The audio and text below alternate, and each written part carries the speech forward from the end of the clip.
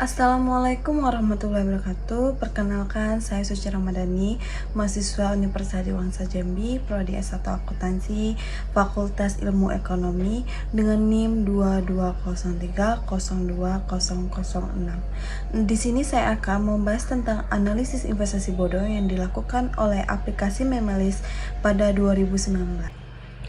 Memelis ini adalah sebuah platform investasi yang diluncurkan pada tahun 2019. Mereka menawarkan imbalan hasil sangat tinggi, bahkan hingga 60% per bulan, yang menarik perhatian banyak orang.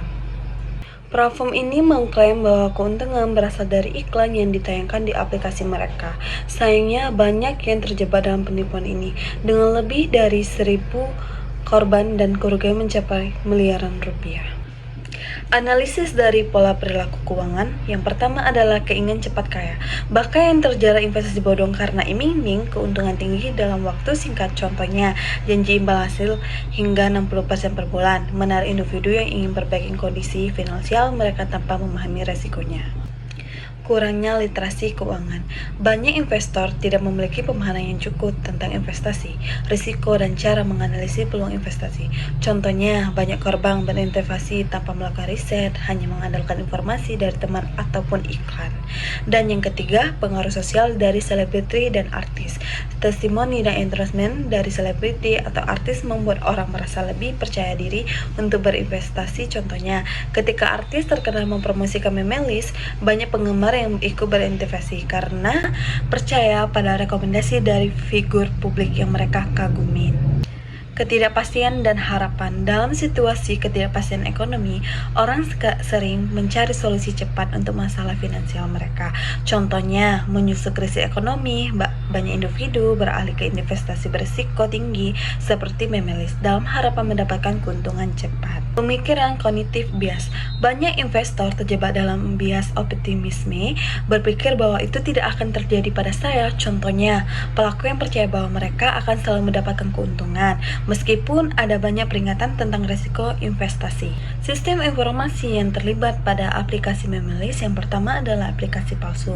Memelis menggunakan aplikasi yang tampak profesional dan menarik untuk menarik investor antarmuka, pengguna yang mudah digunakan dan terlihat modern, menciptakan kesan legitimasi. Yang kedua, manipulasi data keuangan.